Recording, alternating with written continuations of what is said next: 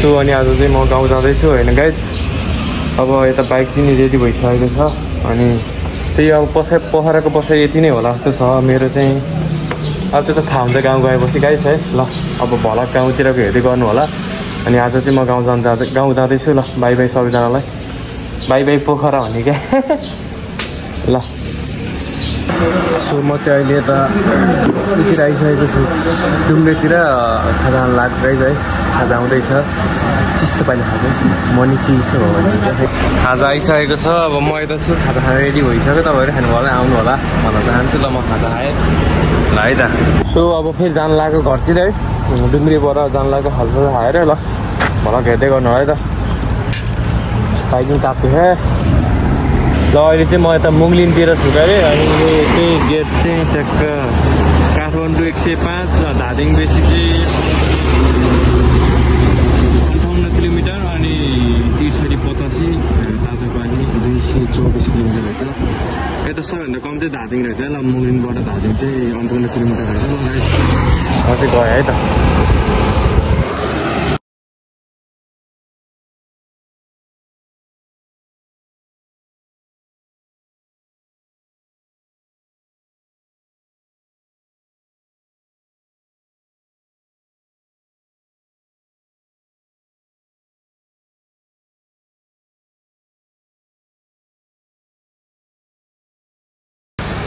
So अनि म धादिङ चाहिँ त्यही 2:30 आएँ क्या। पोखराबाट ट्याक्कै कतिमा भने 10:30 बजी हिँडेको। यहाँ चाहिँ 2:30 आएँ धादिङ बेसी।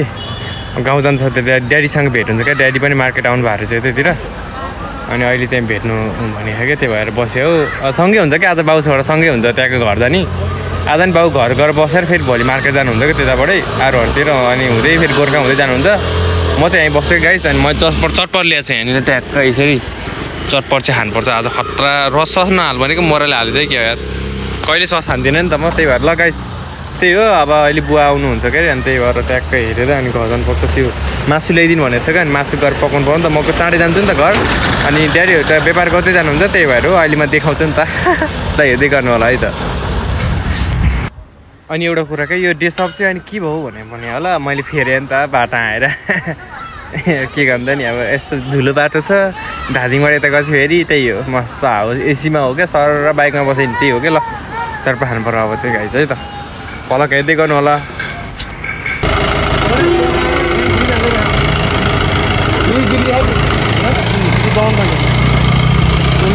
ल ल पेट्रोल के अनि पेट्रोल पेट्रोल गाउँबाट छैन र छ त छ पुरै छ क्या छ। ल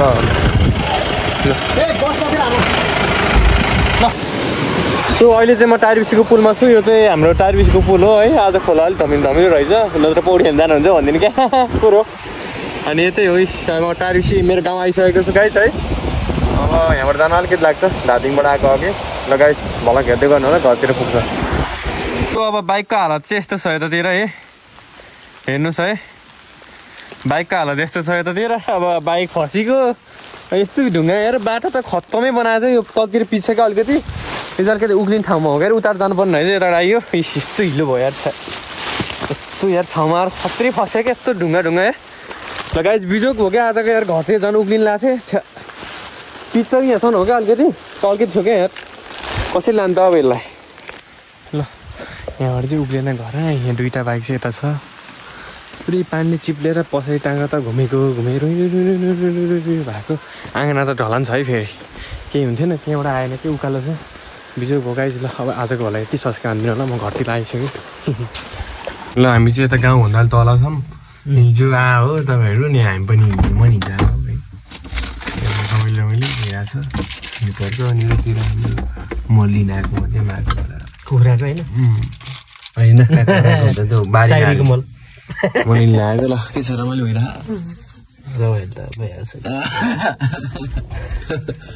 रमाइलो हुनैपर्छ।